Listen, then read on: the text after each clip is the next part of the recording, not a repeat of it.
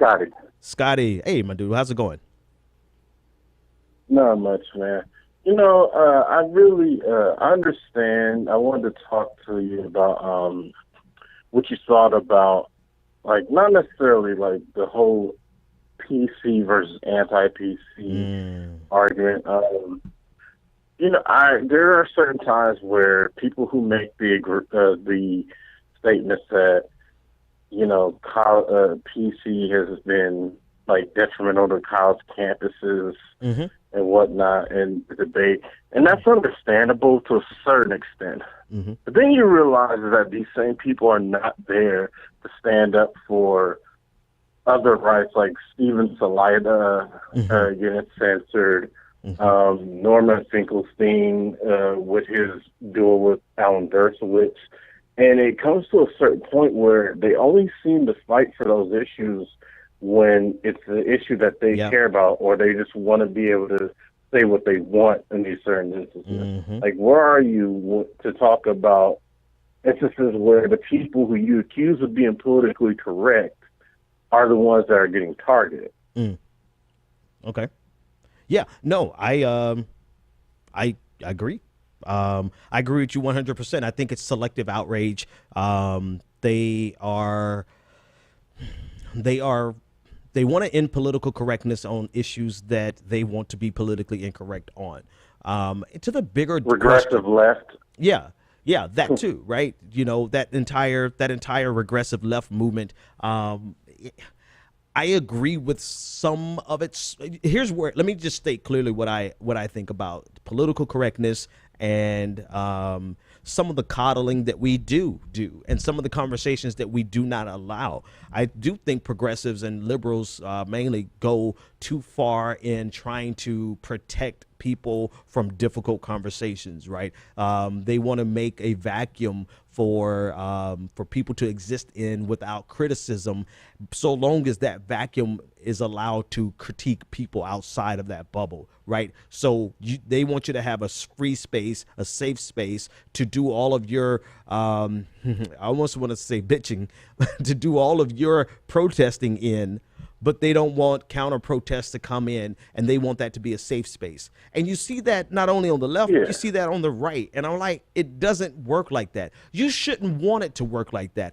I don't want my thoughts to exist in isolation. I would rather right now to have 10 conservatives call in and challenge me every step of the way, so that one, we can have some fun, right? We can have a great debate and not agree on everything, but then two, so that we can actually flesh it out and see what comes out on top. Your beliefs are not strong until they've been tested, and you won't be tested in a safe space. So I'm absolutely against this idea that people should be able to say something. I don't care if it's on college campuses or Twitter, right? You don't get permission to broadcast your ideas and have no one challenge you. It doesn't work like that. It shouldn't work like that. And so I get a little sideways with liberals and progressives and some conservatives who once they say something, then all of a sudden they get challenged, and now,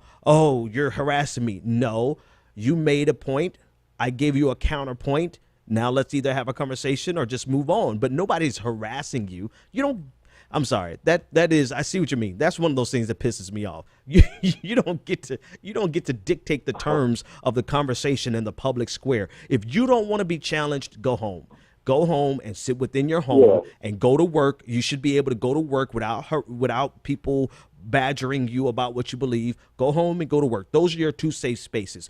College classrooms where you're trying to learn something that's not, you're trying to learn science, math, fine, safe space. But if you're debating politics in a classroom, it becomes a religion. It's no longer a safe space, and you're there to challenge ideas.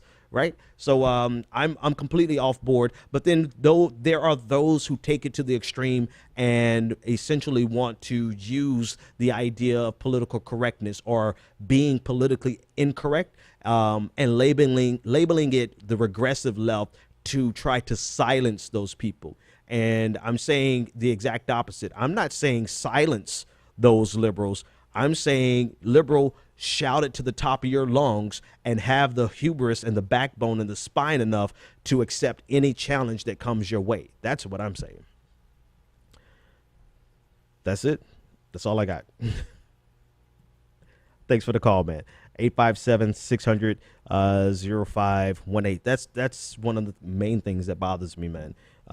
You do not get a safe space. You get a safe space. You get a safe space from threats of violence, but you don't get a safe space from threats of challenging your ideas. And I think people are taking it too far, right? People take it so far where they don't want to be. They want to be able to listen.